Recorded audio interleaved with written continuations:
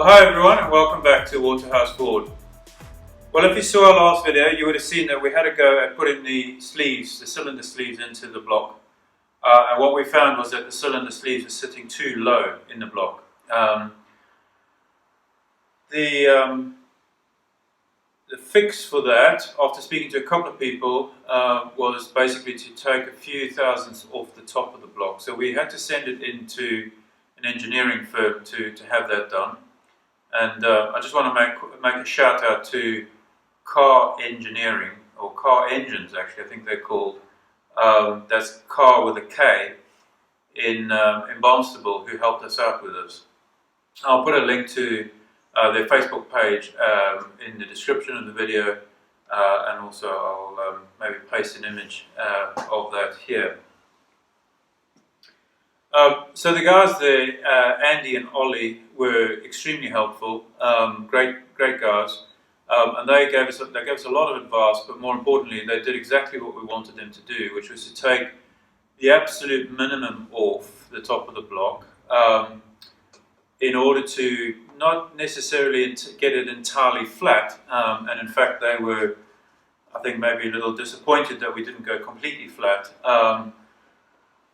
Obviously, they wanted it to be perfect, but we know that this engine wasn't leaking. There was no problem with the head gasket before we started. All we wanted to do really was to get the right protrusion on the top of those liners. So, in the end, they took 6 thousandths off the top of the block, and that, in theory, now should mean that we are at the top end of the limit, which is between 2 and 8 thousandths of protrusion on the sleeves.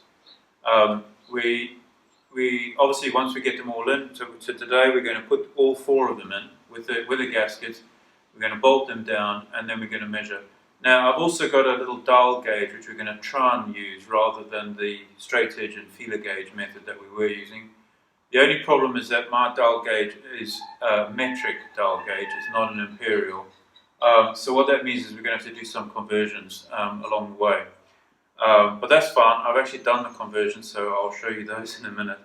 But anyway, that's what we're going to crack on with. Oscar's going to help. He's quite eager to get this job done, seeing as we made a start and had to stop last week. So, Oscar, are you ready to get started? Yep. Alright. What do you think we're going to find? I'm hoping it'll be okay. You hope it'll be okay? Yeah, me too. I think we will see some variation across them, but remember, we just need to make sure that the average of the protrusion across all 4 cylinders is about the same, right? So we want it as close as possible. But if one side is sort of 6 thou and the other side is 7 thou, as long as the average across the 4 points on each cylinder is the same across all 4 cylinders, then we should be good. There's quite a lot of give in the copper head gasket, so it'll make allowance for some of those differences. Okay? Right, let's get cracking then.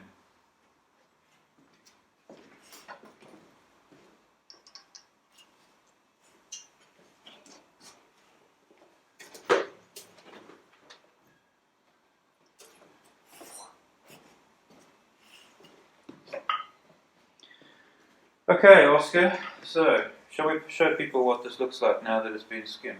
Yeah. Let's bring the camera over. Okay, there you can see the finish that we've got. Now, you'll notice, of course, that we still have some dark spots over here, and this is what the guys, Andy and Ollie, were concerned about. They wanted to get those completely taken out. They reckon this is basically blow-by, which is happening on the gasket, but of course you can see it hasn't actually breached. Almost there. Looks like it almost breached there, but it hasn't.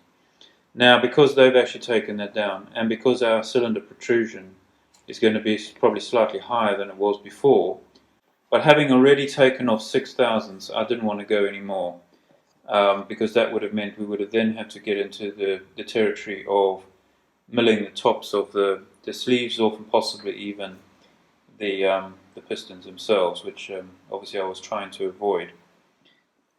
And at the beginning of this video, you would have seen me basically giving this another clean just to get rid of any shavings from the milling process.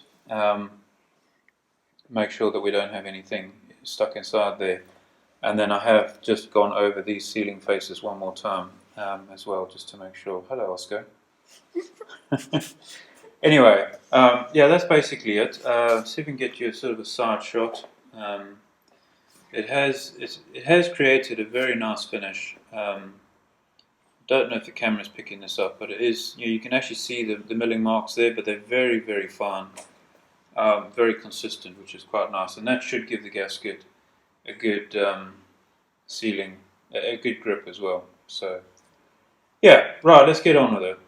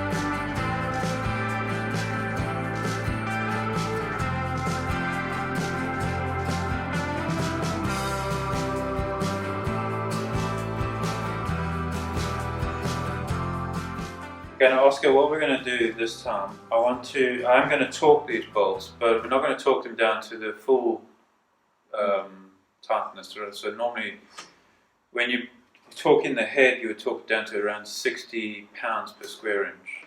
Yeah. I'm thinking we're going to go to around 30 on these, just for measuring. The reason I don't want to go to the full 60 is because I don't want to squash those gaskets down the bottom yet too much, because we haven't put any sealant on. But I think 30 is enough to get us to where at least we know the sleeve and the gasket and the face are all tight. There's no variation between them.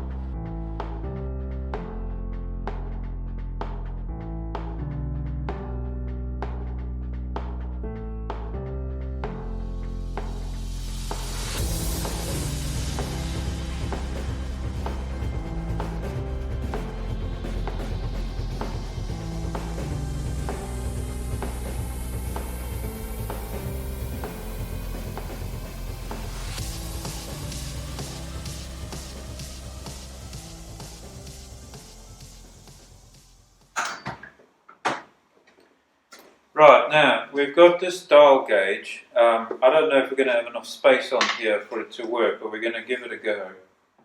Now remember, Oscar, what we want to do is we want to try and measure in 4 places on the sleeve, on each one, okay?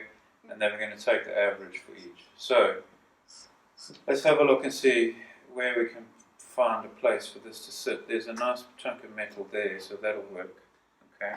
I also found another one. Can I? Yeah. there. Yeah, but that's too close, isn't it? Okay. Anyway, let's try there for now. And what we want to do is we're going to put the dial gauge on the. We'll put it on the sleeve, and we'll zero it. How? I'll turn in the face.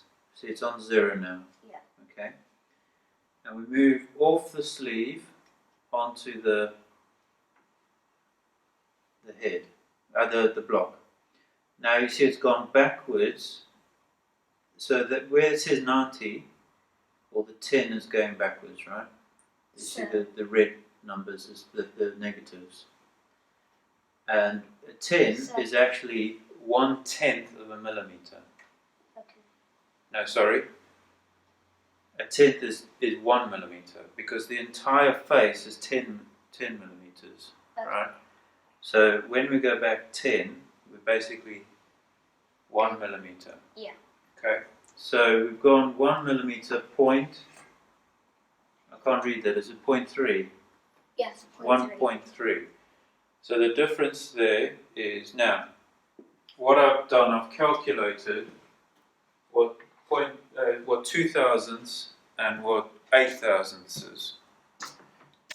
Okay, so what I've worked out is that 2 thousandths is 0.53 of a millimeter, and 8 thousandths is 2.03 of a millimeter.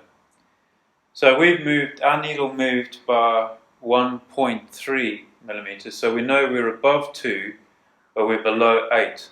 I don't know exactly how many thousandths that is. We could work it out, but what we can see is that we're in spec. So we're going to try a different quarter now of the sleeve and see what we get there. Okay, I've turned the camera around to hopefully give you a better view there now.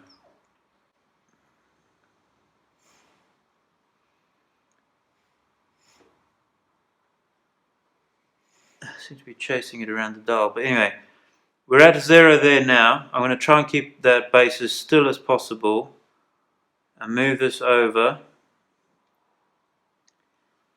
And again, we're measuring about 0.8 of a millimeter step there. So again, looking at our range, let's just zoom this out a bit. So we're above 0.53 and obviously still below 2. So, and we're within 0.5 of the other measurement. Unfortunately, using this with this dial gauge, it's not going to be very accurate because I can't get the base to the magnetic base. It has to have a solid piece of metal to actually sit on. So this is only giving us an indication. It's unfortunately not as accurate as I would like it to be. Okay, so try and get that onto 0. So that's 0 there, pretty much. Now we'll try and swing it back onto the block, and looks like we're about 1.5. So very similar to that one there. We'll try and get this reading now.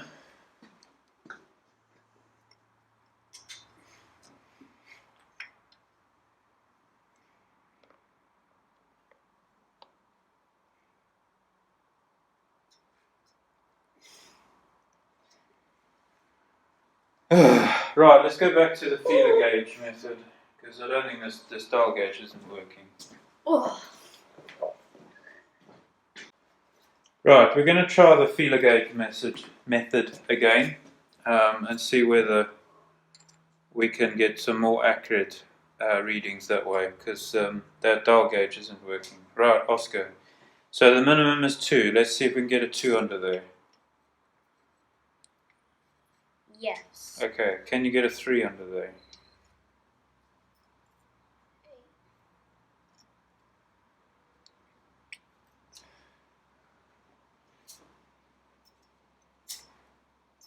No. No. Okay, so we're at about 2 thou there. Right, try this side now. Come around me, please.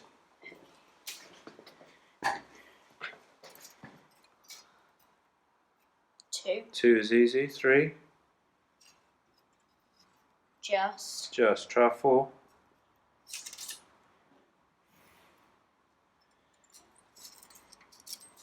No. No. Okay, so we're at so we got 3 here and 3 there, pretty much. Yeah. 3 couldn't get under there. 3 couldn't get. No, 2 was. So firm. 2 and 3. Right, and here.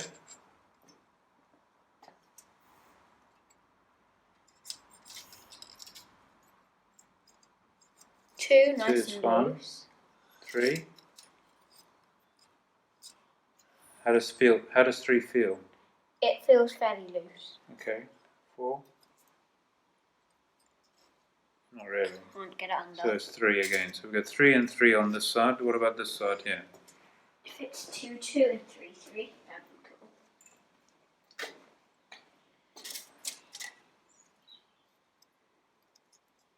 Oh. Yeah. 2. Okay. Just about. Yeah. 3. Try 3. No, 3 won't. Oh. Yeah, it does.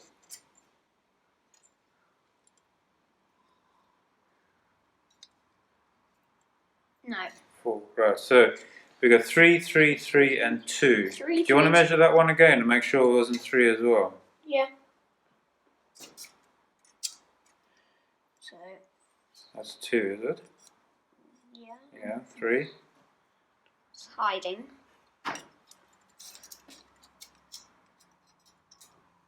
No. Okay.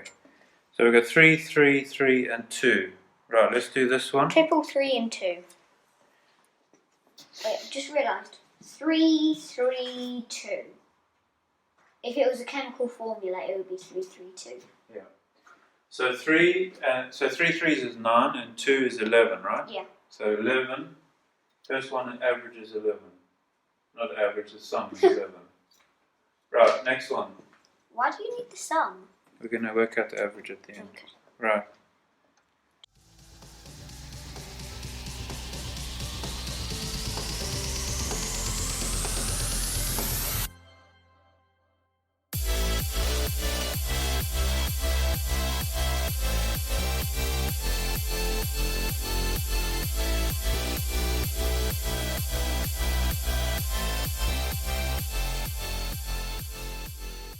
Right, so here's the results. Number 1, number 2, number 3, number 4. You can see obviously number 4 is very high, number 2 is very low, and the range is just too broad, right? We can't tolerate that sort of range. So what we've just done is we've swapped sleeves 2 and 4, and what we want to see now, we're going to remeasure and see whether that gives us. Hopefully, it'll kind of balance them out. And see if that helps. So Oscar's just retorquing those bolts back down. How are you doing, Oscar? I've just finished. I'm now checking. Okay.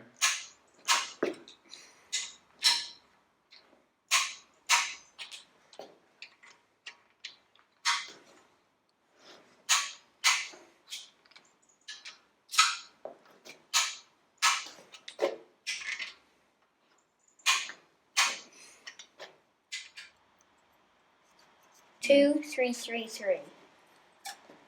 So there's 11. That's come up. That's good. So we're now at 11. So we've got 11 on number 1, 11 on number 2. That's looking more consistent. Thank goodness. Right. Let's try number 3. 3. Okay. So that's 11 again. Is it? Yeah. 3 threes and a 2. Oh yeah. It's a lot more consistent. And the last one. Is it 4? Yeah. 4. So we're 12. So 13. we've got 2 4s and 2 3s. Yeah. It's 14, isn't it? Yeah. It's a little bit better than 16, but it's still 3 more than the others. So one option now would be to take the sleeve out and just sand it on a very flat edge, like glass or something like that, just to take off maybe 1 thou. Right, now what I've got is this old countertop. It's very smooth, very flat. You've seen me doing various other jobs on it before. This is 320 grit waterproof paper, abrasive paper. And then what I've got is a spray adhesive. And what I'm going to do, I'm going to spray the back of this paper. I'm going to let it go tacky for a little bit. And then I'm going to stick it down onto the countertop. And then we're going to use that to just take a very, very fine shaving or sanding basically off the top of that sleeve.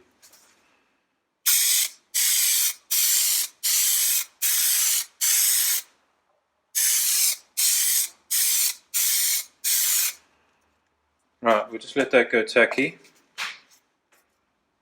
Okay, I've left that now for a few minutes. You can see that's now gone tacky, so we'll just turn that over and stick it down. And the main reason we're sticking it down really is just to stop it from moving and also creasing when we start doing our figure of 8. Now, this is what we want to do, right? So we're going to put that on there. What I've got here a little bit of this is duck oil. It's the same as WD-40, just a different brand. And we just put a bit of that on the sandpaper. Now, obviously, we need to make sure that this stays level. We don't want to tilt it in any way. We don't want to be putting pressure on one side more than the other. So very gently, we just move this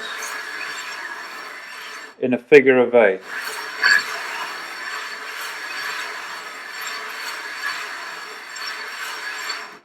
And every now and again, just turn it 90 degrees.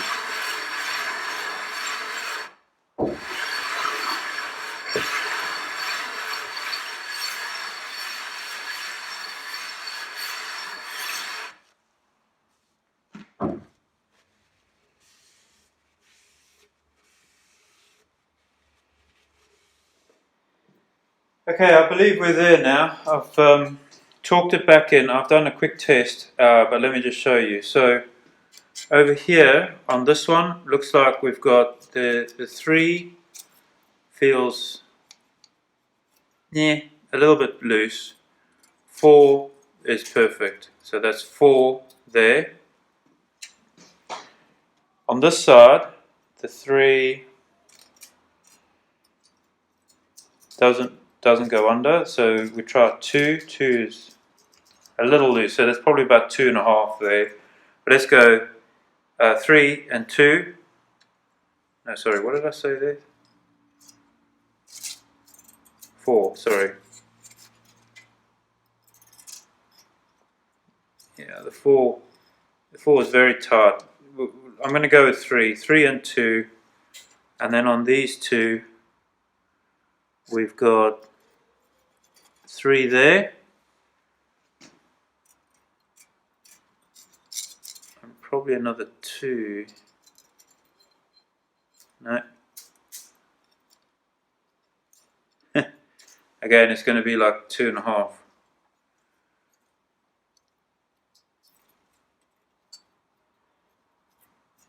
So we're at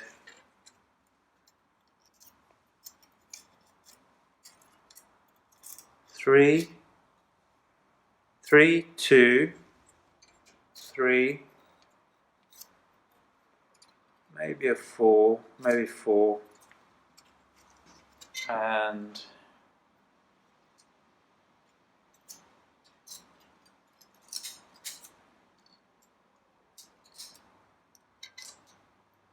yeah, 2 there. So 2 2s, a 3 and a 4. So that's 2. What did I say? 2 2s, 2 2s, a 3 and a 4. So that's 8, 9, 10, 11, which is what we have on the other three. Slightly different makeup to get to 11, obviously, but the average is now 11. The sum is 11 all the way through, which means that the average all the way through is 2.75. We're talking thousandths, right? So 2 3/4 thousandths of an inch. Our spec is between 2 and 8. So that puts us literally just above the lower end. Let's call it an average of 3 if you round it up to the nearest thousandth. I'm very happy with that, and I'm happy to go with that. So we're now going to take them out. We're going to mark them so we know which one goes where, and we don't mix them up again. We're going to put the sealant on the gaskets, and then we're going to put them in and bolt them down for the last time. What we've done, we've taken all the sleeve, we marked them number 1, 2, 3, and 4. We've taken them out, we've given them a wipe, we've re-cleaned those surfaces down the bottom there, and we've also just wiped the gasket just to get the oil off. We've been using quite a lot of oil. Now what we're going to do, we're going to put 515, Loctite 515 on the gaskets on both sides. We're going to pop those in, and then we're going to be putting the sleeves back in, and of course bolting it down. And then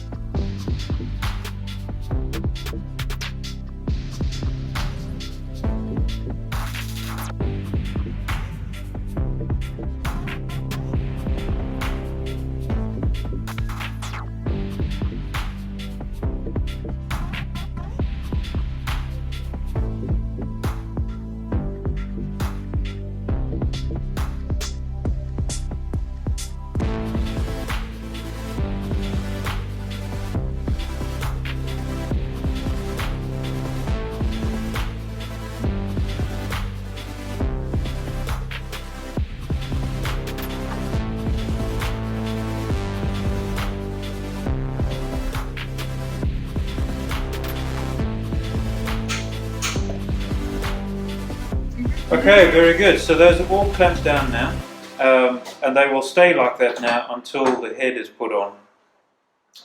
If you do need to take them off, if we need to take them off for any reason, then we have to make sure, once the pistons are in, we have to make sure that we don't move the pistons, because when the crankshaft is in and the pistons are in, if you move the crankshaft and these are not clamped down, they can actually lift up when you break that seal that we've just created. Because the pistons are very tight inside, right? The rings and the pistons. Yeah. So, all right, very good.